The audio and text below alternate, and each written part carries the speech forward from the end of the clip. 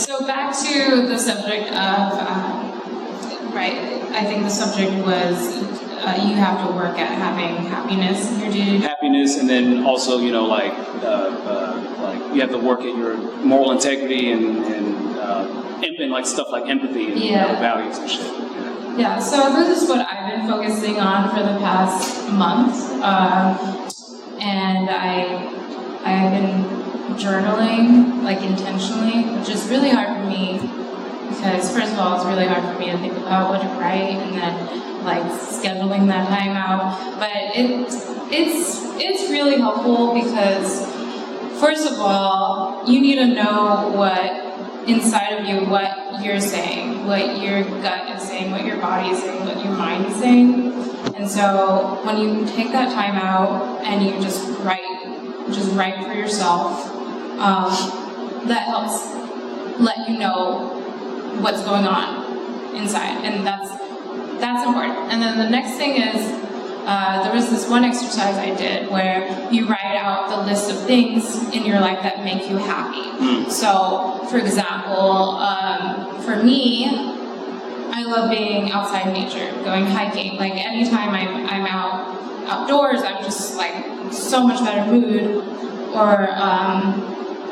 Or when I complete a painting or a design project, or when I'm hanging out with friends, all these little things. Like, just write out a whole list of that. And then next thing what you do is you write out like a pie chart of what your daily schedule is. So you have like a block where you say, this is the block where I go to work, or this is the block where I do chores, or this is the block where I watch TV or whatever. And then you figure out which points in those blocks throughout your day where your list of the things that make you happy, where those could fit in, those blocks. So this is part of intentionally inviting happiness into your life, intentionally living a life that is fulfilling. No, first knowing what that is, next mapping it out, and then the next step is scheduling it and intentionally living that. Right. Yeah. Anybody else have? I really like that. I want to try that. I know it might be hard for the first time, but I want to try that. Excuse me. Like what you were saying, like, you could have helped that guy. You know what I mean? Like, in a split second, you could have been like, oh yeah, sure, I'll help you. But you went the other way. And the only reason I went back is because he pushed past that initial rejection. Because he, you know, it's like, and you can say like maybe he was just a super, you know, cool guy, or maybe he is just, you know, especially charismatic, but also he's in a moment of desperation and need, and so. So I guess I'll talk about why I did the project that's in the bag. As like all of us, we do take things for granted. As much as we don't want to, we do. But I was looking through my purse and I had my wallet, my phone, my vape pen on one hand. I was looking for a pad or a tampon in my purse. And I was like complaining. I was like, how come I don't have this? How come I don't have this right now? But like down the street, there was a lady sitting at the bus stop, sleeping at the bus stop. And I'm just like, damn, why am I complaining, you know? When someone down the street has none of this in my hand, you know, she doesn't even have a bag. She doesn't have a blanket to cover her. She's homeless. So that's when I started the project, was because I know I'm not gonna end homelessness, you know what I mean? That's a whole different issue, it's bigger than me.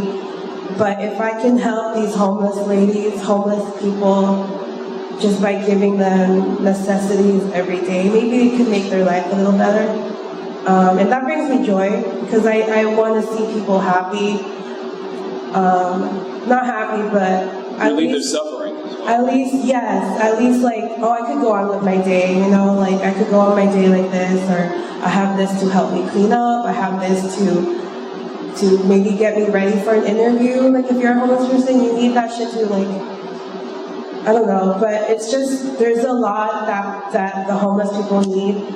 So when I donate these things, I don't want to be selfish, but it does make me feel happy. It does make me feel like I'm contributing to something that not many people care about, you know. At the same time, I know it's not the main issue here, which is to stop homelessness, but just, yeah, like you said, like just making their day a little easier as the day goes through. I mean, that makes people happy. Yeah. Yeah, and there's nothing wrong with, like, you know, I think we get, you know, we kind of get taught of having, you know, certain values, like, so talking about, like, altruism, you know, because you were saying, you know, which, and altruism, you know, is you know, just doing stuff out of the, you know, quote-unquote kindness of your heart, you know, expecting nothing in return, which I kind of think is, at this point in my life, I kind of think is naive bullshit. It's, you know, and it's not to say that people don't care about others or, you know, we shouldn't strive to just do things out of it, but it's like, no, you do things expecting, with a certain expectation, and you do what you do with the expectation that you're going to provide relief to their suffering, and maybe help them, restore access to certain spaces in life, because, you know, even though we don't like to say it, it's like there's so many invisible, you know, barriers, you know, around people. You know, if they don't have their, you know, their hygiene a certain way, you know, saying they're not allowed to, you know, stay in certain places, or we alienate them, we distance ourselves from them. Certain, you know, different tax brackets. You know, you can't afford to mingle with certain groups of people, because then you'd have to start going to these restaurants, and you have to start paying for valet when you go to certain places, and you have to, you know, say you got to wear a suit and tie or a certain dress when you go to, you know, certain events and shit. So it's all this invisible, certain interest. You know, so there's all these different barriers, you know what I'm saying, to you know, to life, and so helping them, you know, bring that relief and shit, you know. Like, I don't think we should try to worry about, like, you know, like, we shouldn't be afraid to say that, yeah, I'm doing this for a specific reason. I'm expecting something in return, even though that thing isn't necessarily like money in my pocket or me being praised as a good person. It's seeing just certain results. You know what I'm saying? I'm gonna do this particular thing to see this particular thing happen. Yeah. I think the bottom line is that, you know, like, sometimes you have a bad day, and that's fine.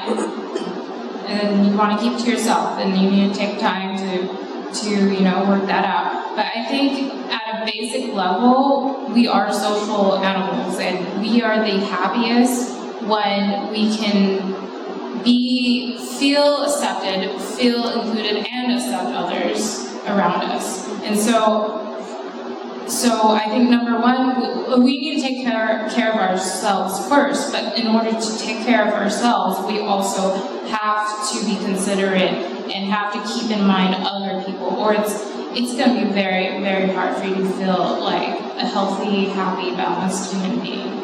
It's just in our nature. Yeah, absolutely. So going back to Nadine's activity, I think that's actually a really good idea. Wait, say that again? Going back to Nadine's comment about, like, mapping, like, you know, what makes you happy, that's actually a really good idea. And I've heard this with many people, but I think when you come to a point where you're like, you know, I'm not happy with myself, like, how do I get myself to, you know, be at a happy place, be a happy person? It's not like one thing that you do and all of a sudden it's like, oh yes, like, I'm happy. It's like, you know, it's a journey, and you gotta work through it, and I think that's like a good step. And going back to what you said, Brendan, I think that's a good point, talking about, like, helping others. Because I kind of struggled with volunteering, that, you know, you do feel better about yourself, but it also makes me feel a little guilty. Like, I'm only feeling better about myself because I'm humbled by other people's situation, and that's pretty fucked up. And so, what you said with, like, maybe it's just seeing results that you can make a difference is, like, good enough. Like, I shouldn't think of it as, like, guilt. Yeah, no, absolutely. That's exactly what I'm, you know, going at. Because, you know, I was talking to, it's like Irene was saying, you know, she looks at, you know, people who are in a different position to her, and it's like, I was talking to somebody else about this, and they were saying, like, oh, how can I complain because I, you know, even though I'm working a lot and I'm doing this and that. But I'm like, no, don't lose that anger and don't lose that criticism, because, like you said, homelessness, you know, there's only so much that we can do on an individual level, but there has to be big systemic changes, and you know, which isn't always feasible. But it's transforming that guilt, or not even transforming that guilt, but instead of, you know, feeling guilty, kind of being really critical and being like, well, hold up a second, why is there this huge disparity? You know what I'm saying? It's like, why is it that like I see, and I worked in food service, I served tables for a long time, and it's like I would see hundreds, thousands of dollars worth of food being thrown out every night, or you know, weeks and months, and it's like, why can't we give this shit to the people who we see sleeping on the bridges, who've been, you know what I'm saying, who are digging through the dumpsters, and then there are even some businesses where they go and pour bleach or chemicals on the food because so nobody else can consume it and shit. It's like we make enough food to feed 10 billion people, and we don't even have 8 billion yet. You know what I'm saying? Yet people still die, you know, all the time. So it's like, you know, it's going from the next level of this, oh, I feel guilty because, you know, I shouldn't complain because somebody else doesn't have this. It's like, no, wait, why the fuck don't these other people have this when there's plenty? You know what I'm saying? When there's more, you know what I'm saying, than we absolutely need. You know, so going from that, you know, stage of like, okay, I'm gonna take care of myself, I'm gonna chart out a path to happiness, then I'm gonna look at my community, look in, you know, people around me, see what we can do for them, and then you take it to the further level, which is like, well, hold a second, we really gotta get everybody situated or right on an individual level so that way the community can start really pushing back.